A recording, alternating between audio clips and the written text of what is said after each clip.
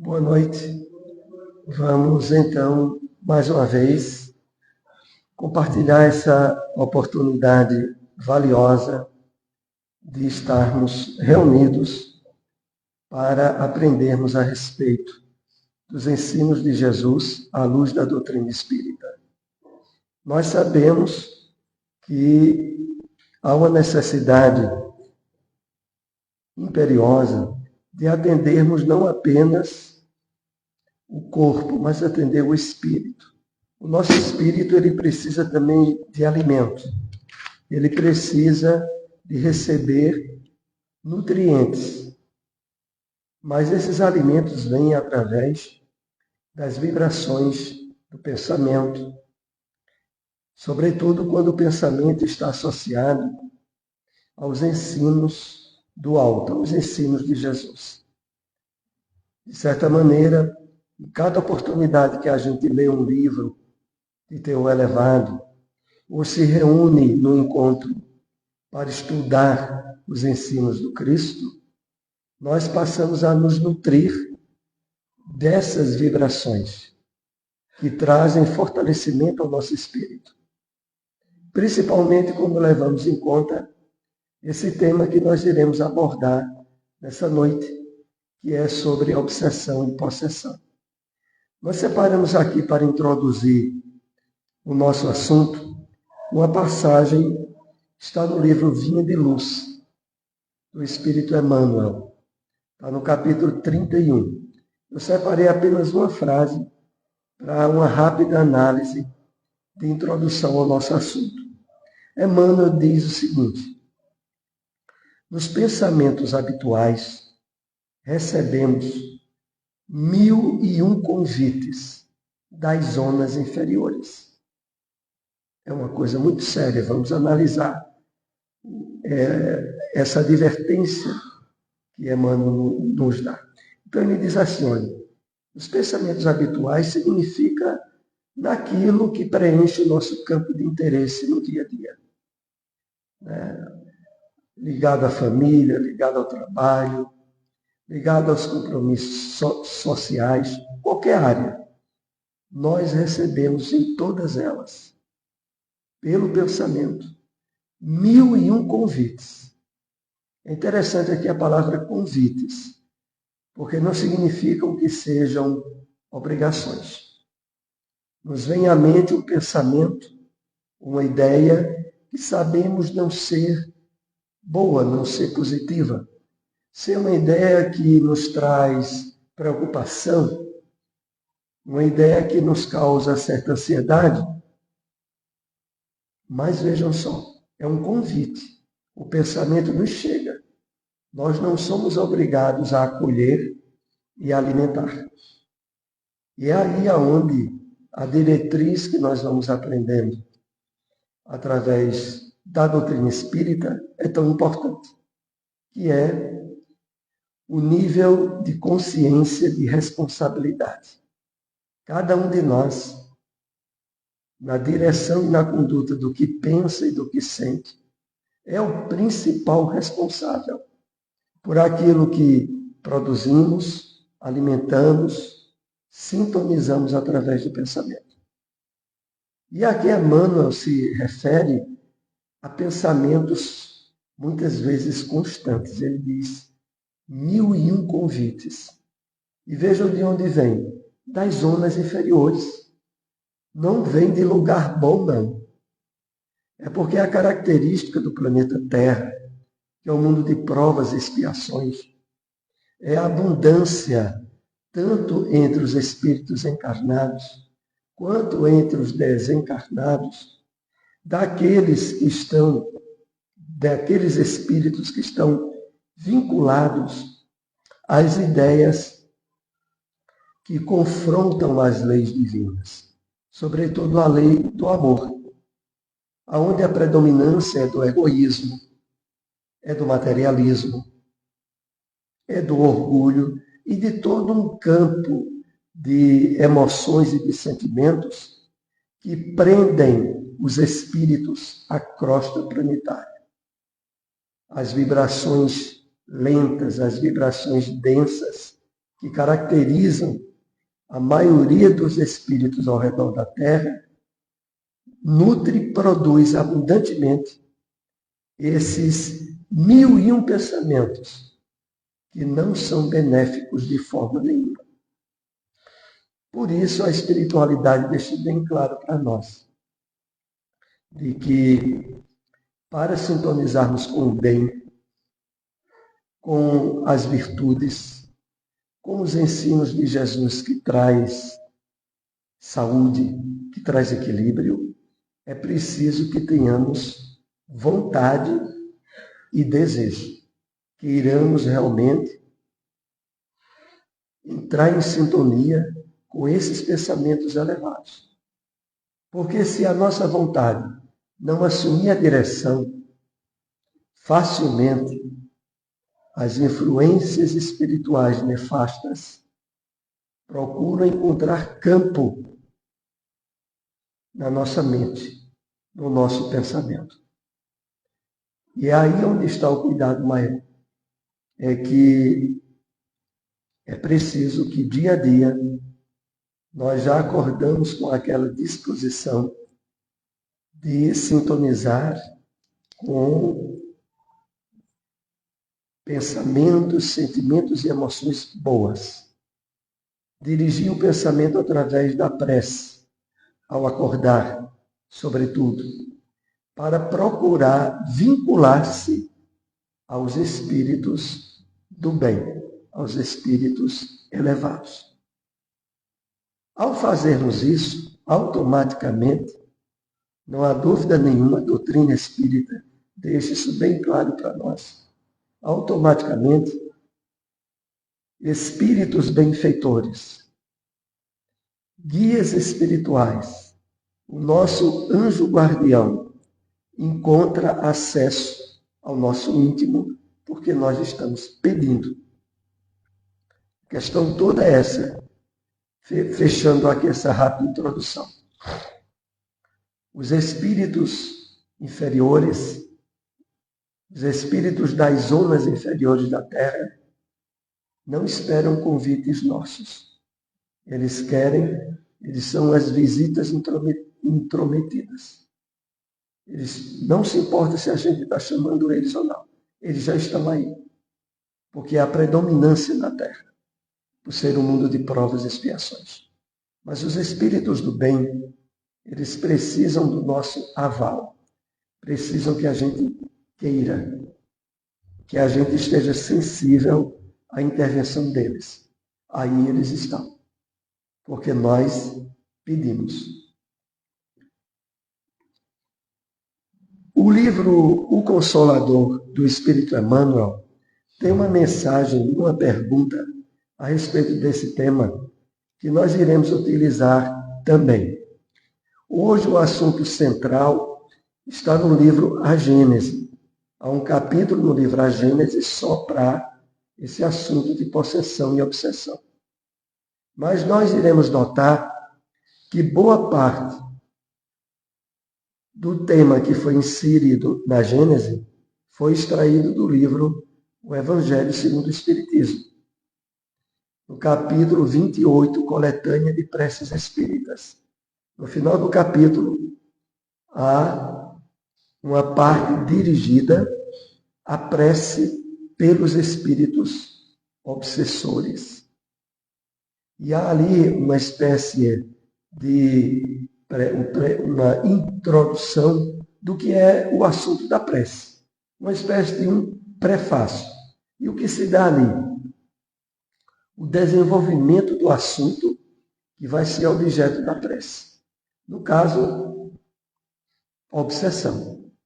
E da mesma forma que está o texto lá no livro, no Evangelho segundo o Espiritismo, está lá no livro A Gênese. Mas vamos aqui para a pergunta de Emmanuel, que Emmanuel nos traz a resposta. Esse livro Consolador, ele é semelhante ao livro dos Espíritos, é de perguntas e respostas. E faz com que as perguntas, numa espécie de coletânea, onde muitos espíritas mandaram para Chico questões que desejavam a opinião de Emmanuel.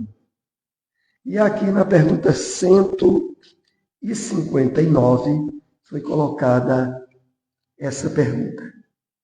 No caso das perseguições dos inimigos espirituais, a ação deles se realiza sem o conhecimento dos nossos guias amorosos e esclarecidos? Vejam como a pergunta ela é bem rica de detalhes. Tá? Eu vou repetir. No caso das perseguições dos inimigos espirituais, a ação deles se realiza sem o conhecimento de nossos guias amorosos e esclarecidos? Porque sabemos que a obsessão, e isso está consignado no livro A Gênese e no Evangelho segundo o Espiritismo, é a ação nefasta de um espírito sobre outro. Pode ser de um espírito encarnado ou desencarnado. Há muitos processos obsessivos nos lares. Há pais que são verdadeiros obsessores dos filhos. Há esposos ou esposas que são verdadeiros obsessores um do outro. E são espíritos encarnados. A característica dessa ação persistente é impor a vontade do outro sem respeitar a vontade daquele que está sendo alvo da imposição. E isso acontece na Terra devido à inferioridade predominante dos espíritos que nela estão. É evidente que mais à frente, numa humanidade mais evoluída, a vivência do amor, a superação do egoísmo, do orgulho, evidentemente, extinguirão processos obsessivos. Porque a base desses processos está no egoísmo, que afronta as leis divinas, sobretudo a lei maior, a lei do amor. Então, a pergunta aqui é colocada: e aí? Os nossos guias espirituais, o nosso anjo guardião, ele não sabe quando um espírito inimigo a nós esteja querendo ou esteja nos perseguindo? E deixa que isso aconteça? Vamos ver a resposta que Emmanuel nos dá. As chamadas atuações do plano invisível de qualquer natureza não se verificam à revelia de Jesus e de seus prepostos, mentores do homem na sua jornada de experiências para o conhecimento e para a luz. Esse é o primeiro parágrafo da resposta. Vamos entender. As chamadas atuações do plano invisível dos espíritos no processo obsessivo de qualquer natureza não se verifica a revelia de Jesus e de seus prepostos amorosos. Então, a questão que a espiritualidade nos coloca é o seguinte: devemos observar as obsessões ou possessões como fazendo parte do quadro de provações, de dificuldades, de problemas que a criatura humana, que o espírito humano, esteja ele na Terra ou fora da Terra, precisam no trabalho de aperfeiçoamento e de superação dessas dificuldades. Ora, não nos causaria nenhuma surpresa quando nós fazemos uma analogia com vírus e bactérias. Nós tivemos aí há pouco tempo atrás a pandemia do coronavírus.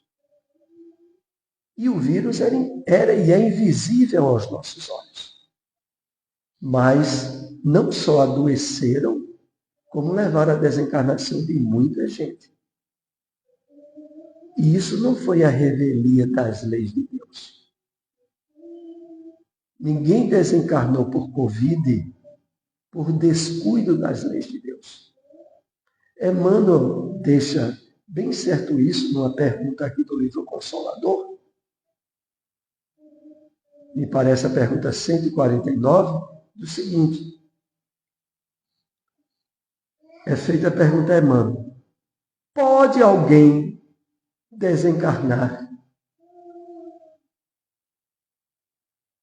Vamos dizer assim, fora da hora, fora do momento de desencarnar?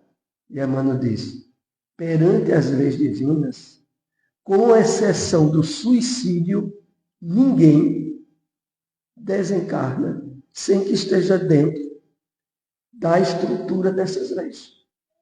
Então ninguém desencarna, com exceção do suicídio, sem que tenha chegado o momento. Assim, as leis divinas atuam. A questão é que elas não levam em conta apenas a vida atual que nós estamos nos expressando. Ela leva em conta as vidas anteriores que tivemos. A vida atual e o que virá mais à frente, dependendo de como estivermos atuando atualmente.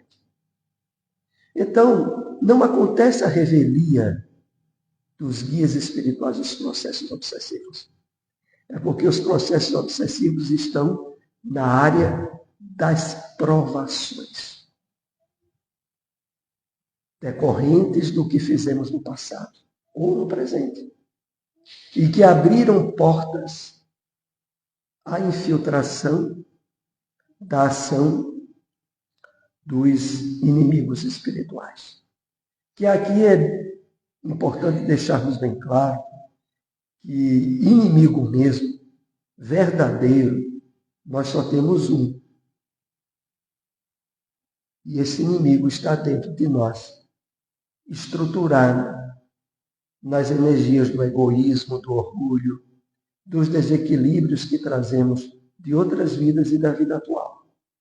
Os inimigos de fora, inclusive os desencarnados, eles no máximo conseguem fazer com que a gente pague dívidas pelo sofrimento, que significará libertação, desde que nós não coloquemos revolta nem contrariedade às leis divinas ou a Deus pelo sofrimento. Mas os inimigos verdadeiros são aqueles que podem nos possibilitar desequilíbrios morais e conscienciais, nós mesmos, pelas nossas ações delituosas. Aí é que está verdadeiramente o problema maior. Mas aí, voltando aqui à explicação que estávamos, as obsessões e possessões fazem parte das provações e dos sofrimentos inerentes à natureza humana, dos espíritos que estão vinculados à Terra. E não acontece a revelia das leis de Deus. E nem da ausência de ajuda espiritual. A questão maior, e nós sabemos isso na prática espírita, é que muitas pessoas, independente de serem espíritas ou não, às vezes passam por processos de doenças espirituais, de obsessões, e não admitem a necessidade da busca do tratamento. Pode nos surpreender, mas nós trazemos muito, devido ao nosso passado de desequilíbrios, muita tendência ao masoquismo, ao sofrimento. Há muitas vezes, diante de algo que a gente sabe que está fazendo mal à nossa saúde, a gente sabe que está. E a gente insiste em continuar a fazer. E isso, de fato, produz um nível de dores e de sofrimentos que não seriam necessários passarmos. Nessa área se enquadram, à luz do Evangelho, as chamadas provações voluntárias. que, segundo os Espíritos nos esclarece, não ajuda o progresso de nenhum de nós. Porque a provação que faz com que nós cresçamos é aquelas decorrentes do ressarcimento de erros do passado, mas de erros do presente. Quando, por exemplo, pela nossa atitude comportamental, nós adquirimos um vício nessa vida, e decorrente desse vício vem doenças do coração, vem um câncer, mesmo que essa doença não seja alvo de revolta, não vai ajudar o progresso do espírito, porque ela está sendo o resultado do erro que ele cometeu atual. Ou seja, em termos didáticos, o espírito ficaria 0-0. Errou nessa vida, adoeceu, sofreu uma doença em consequência disso, não há progresso. Agora, quando a gente passa por certas doenças cuja causa não está nessa vida, não foi o comportamento nosso nessa vida, aí nós estamos em resgate. Aí esse problema, se enfrentado com equilíbrio, promove o progresso do espírito. Porque significa que algo de trás foi resolvido. Bom, mas aqui estamos diante dessa questão da obsessão e possessão. Nós trouxemos para compartilhar desse livro, A Luz do Consolador. É um livro de Ivone do Amaral Pereira. Essa obra agora tem um formato maior. As obras de Ivone nós procuramos muito divulgar. Inclusive temos essas obras aqui na livraria do Bezerra de Menezes.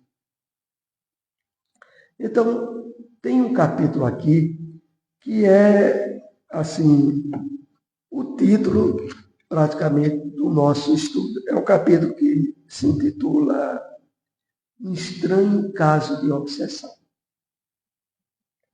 E esse estranho caso, ele redunda de uma história verídica, passada no estado de Minas, e que Ivone retrata aqui para nós.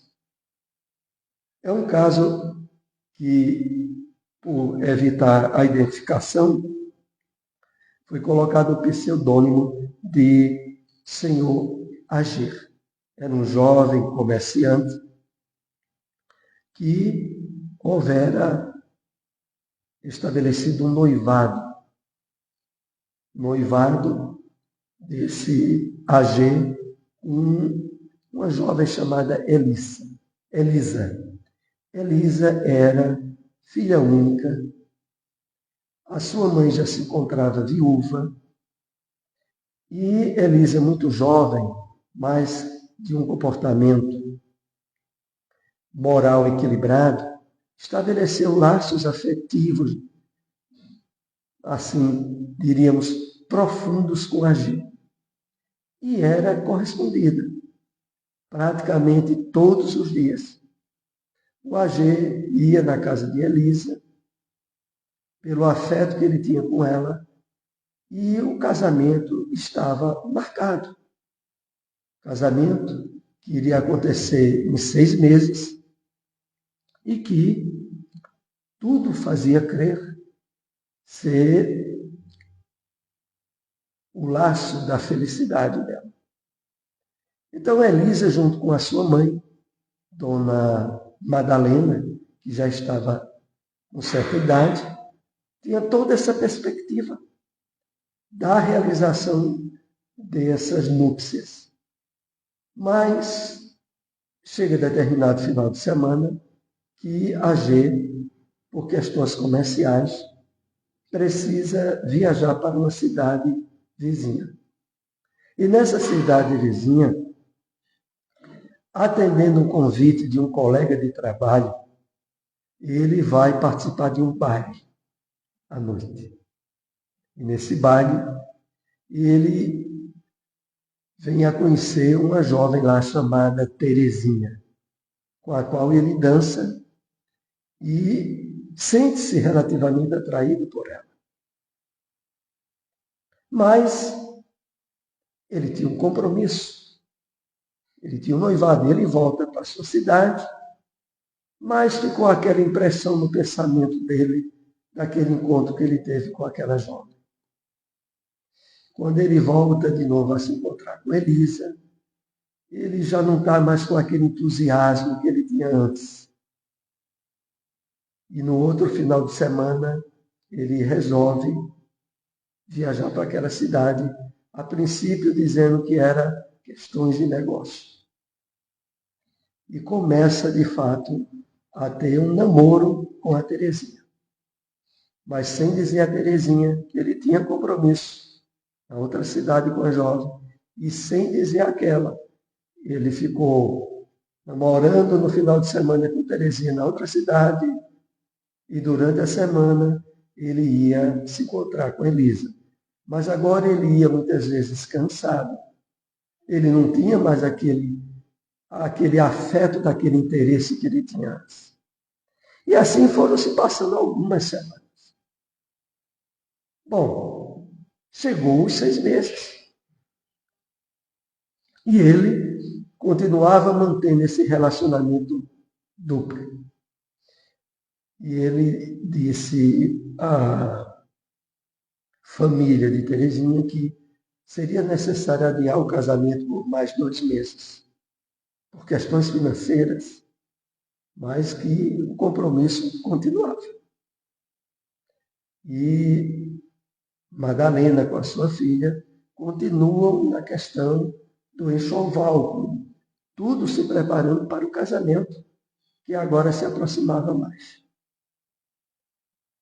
O AG, ele viaja de novo no fim de semana para se encontrar com a Terezinha. E ele notava que Terezinha tinha certa elegância, certa beleza, tinha certo trato social que Elisa não tinha.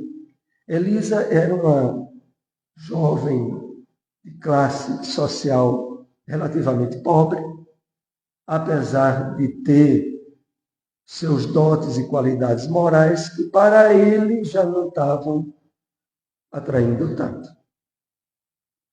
E o resultado disso é que dessa última vez, quando estava se aproximando dos 2 meses, o AG volta da cidade casado com a Terezinha. E é uma surpresa, era cidade do interior. Cidade do interior, todo mundo sabe da vida de todo mundo. Rapidamente, Elisa soube. Ela não acreditou. Ele não havia dito nada. Mas aí ela procurou averiguar direito. E, de fato, ele tinha vindo com a Terezinha da outra cidade, morar na mesma cidade que Elisa morava. Aquilo foi um choque muito grande para ela.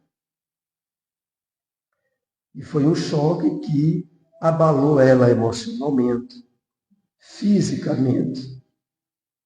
Trouxe uma carga de frustração, de decepção inimaginável. E Elisa adoeceu. Passado cerca de 1 mês, Elisa vem a falecer de uma embolia cerebral.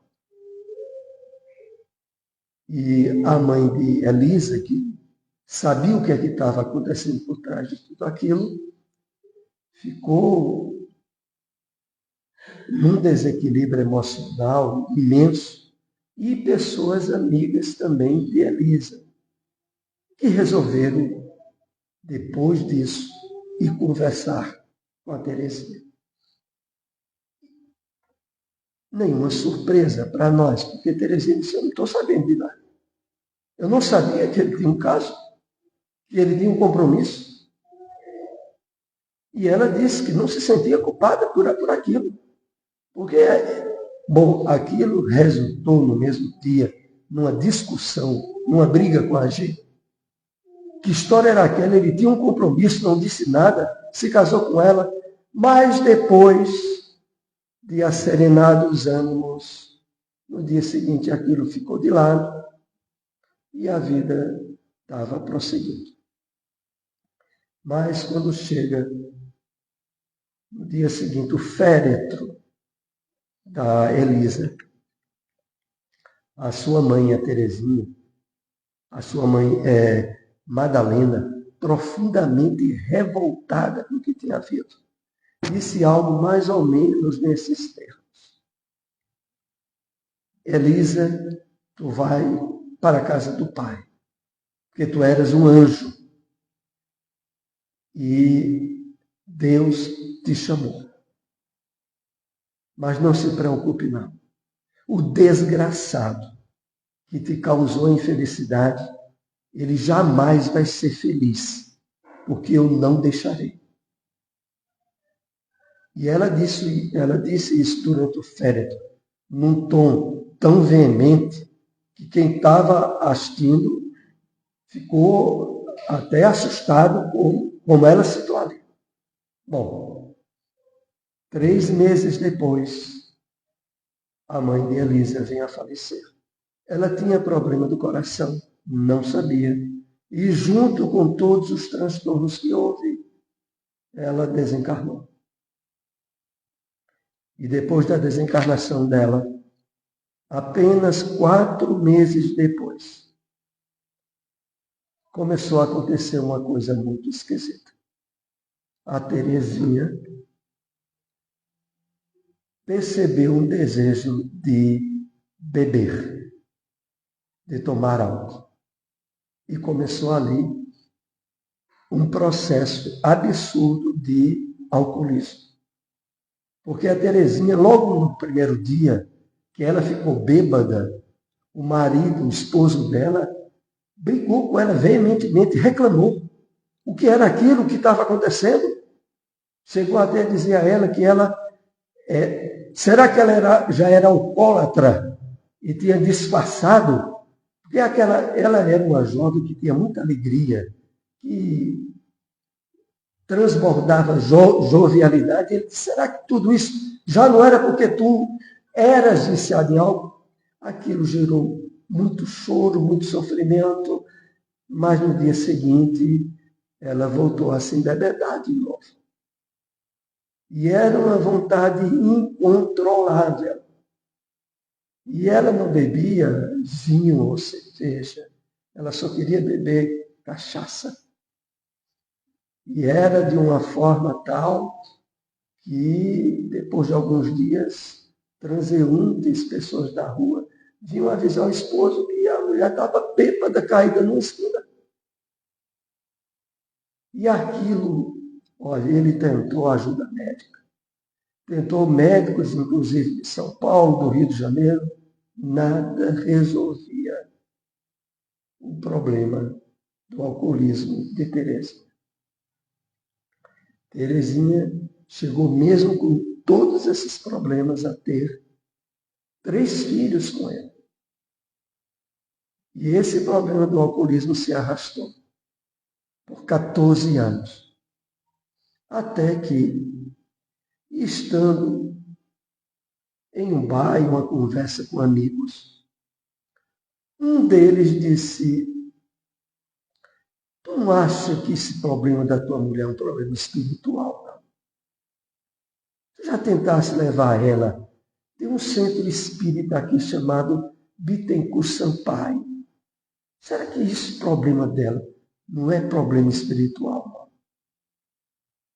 Aí foi quando ele resolveu entrar em contato, levou a esposa lá para o centro Bittencourt Sampaio. E o dirigente lá do centro, quando tomou conhecimento com eles da situação, elevando uma prece à espiritualidade, recebeu a intuição de que aquilo era um problema obsessivo e que ele chamasse a médium do centro. A médium do centro era justamente a esposa do dirigente. E, naquela época, hoje nós temos através das casas espíritas o tratamento desobsessivo, o tratamento mediúnico, feito à distância de quem está passando por um problema obsessivo. Quem está enfrentando algo que ele percebe que há uma influenciação espiritual, ele deve ir para um atendimento fraterno, para o atendente observar através de uma conversação até que ponto é algo que tenha intervenções espirituais em andamento e colha os dados daquela pessoa, informando a ela dia e horário onde ela deve ficar em casa, e a instituição espírita tem a reunião mediúnica para os espíritos analisarem a situação daquela pessoa e tratarem, se for o caso, de interferências espirituais. Na época, década de 40, não era tanto assim. E na casa mesmo, lá no Casa e Centro Espírita Bittencourt Santo Sampaio, a médium recebe o espírito de Madalena. Era ela que estava por trás de toda essa questão, cujo objetivo maior era promover a infelicidade e a desgraça daquela família. O livro A Luz do Consolador analisa alguns aspectos que é importante aqui compartilharmos. Primeiro, se o errado maior foi o AG, por que é que o problema obsessivo foi com a esposa e não com ele?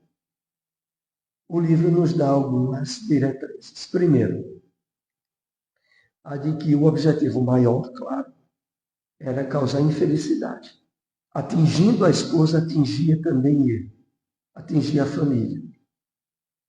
Mas também tinha um outro aspecto, as questões do passado espiritual.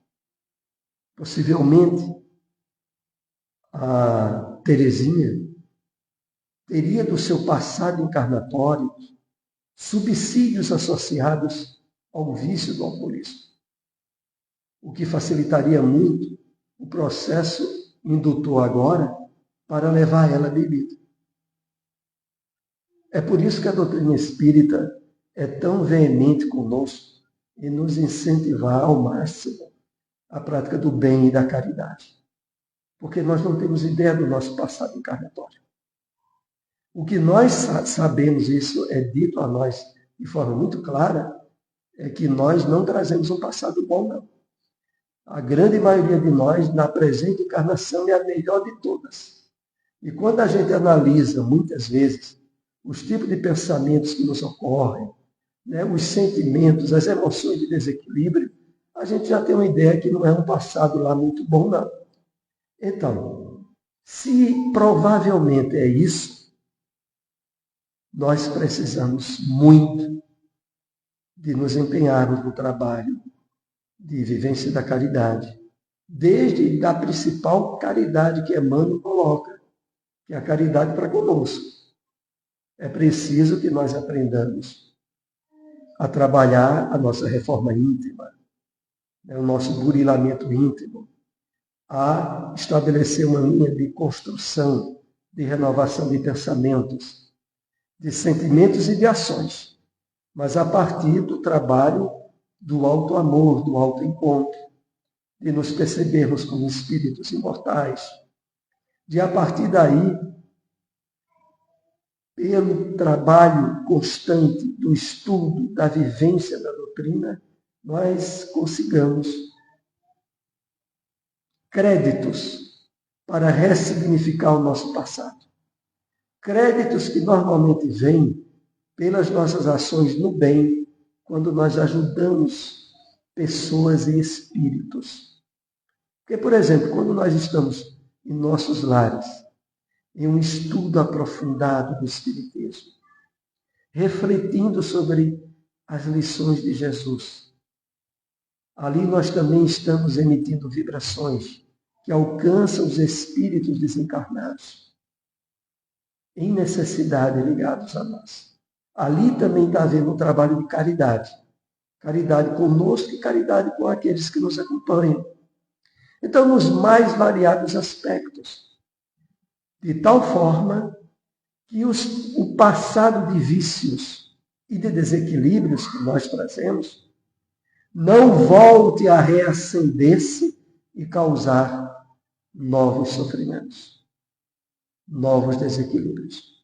Porque para uma grande maioria de espíritos que não estão nesse trabalho de renovação íntima, essa grande maioria tem repetições de quedas em vícios.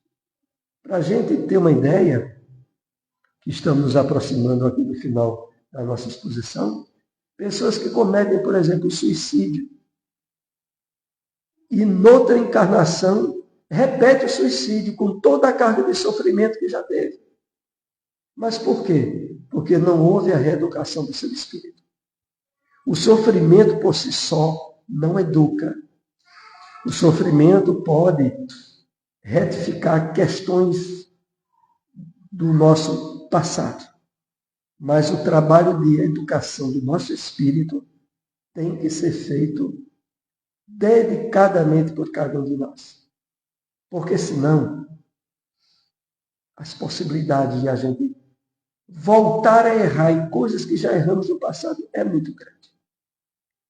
Então, no Centro Espírita Bittencourt Sampaio, aquela situação começou a ser resolvida.